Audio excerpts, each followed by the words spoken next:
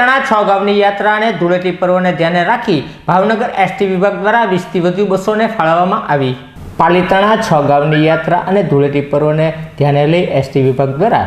20 થી વધુ બસોને દોડતી કરવામાં આવવાની છે, જેમાં ધૂળેટી પર્વને લઈ પંચમહાલ જિલ્લામાં 20 થી વધુ બસો ફાળવવામાં આવી છે, જ્યારે ભાવનગર જિલ્લાના પાલીતાણા ખાતે યોજાનાર 6 ગામની યાત્રાને ધ્યાને લઈ યાત્રાળુઓ માટે 11 થી 12 જેટલી બસોને દોડતી કરવામાં આવશે તેમ એસટી વિભાગ દ્વારા જણાવવામાં આવ્યું હતું।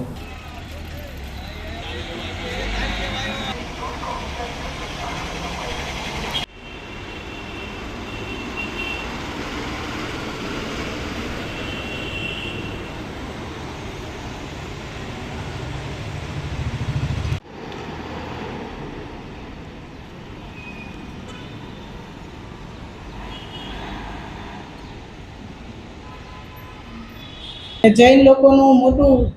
પવિત્ર યાત્રા કહેવાય છે અને મોટા પ્રમાણમાં મુંબઈ, સુરત અને અમદાવાદથી જૈનના યાત્રાળુઓ આ યાત્રા માટે આવતા હોય છે અને એના માટે એસટી બસ દ્વારા દર વર્ષે એક્સ્ટ્રા સંચાલનનું આયોજન કરી અને મુસાફરોને એક જગ્યાએથી બીજી જગ્યાએ લઈ જવાની એક્સ્ટ્રા સંચાલન કરતા હોય છે। હોળી ધૂળેટીનું જણાવીએ તો હોળી ધૂળેટીનો જે આપણે પંચમહાલ સાઈડના મુસાફરો હોય છે તેઓ અહીંયા મજૂરી કામ અર્થે આવતા હોય છે અને અહીંના નજીકના તાલુકાઓમાંથી તેઓ હોળી ધૂળેટી નિમિત્તે વતન તરફ જવા માટે અમારે શિડ્યુલની 24 બસો છે, આ ઉપરાંત 20 બસો અમારા વિભાગીય નિયામક શ્રી વિભાગીય નિયામક શ્રી પિલવાઈકર સાહેબની અધ્યક્ષતામાં અને એની સૂચનાથી અમે 20 એક્સ્ટ્રા બસનું આયોજન કરેલ છે। ગત વર્ષે પણ અમે આમાં 60 ટ્રીપો દોડાવેલ હતી, 18,000 જેટલા કિલોમીટર સંચાલિત કરેલ હતા અને અમને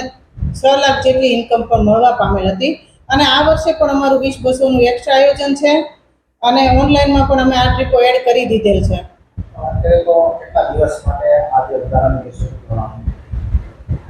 હોળી ધૂળેટી નિમિત્તે તો અમે 10 તારીખથી લઈને 13 તારીખ સુધી સતત એક્સ્ટ્રા બસનું સંચાલન હાથ ધરીશું અને 13 તારીખે અમને મેક્સિમમ ટ્રાફિક મળવાની શક્યતા છે અને પાલીતાણા જે આજપરનો મેળો છે તે અમે 11 તારીખે રાત્રિના શરૂ કરી અને 12 તારીખ આખો દિવસ સુધી સાંજ સુધી આ સંચાલન ચાલુ હોય છે અને એમાં પણ અમારે 50 બસોનું એક્સ્ટ્રા સંચાલન કરવાનું આયોજન છે।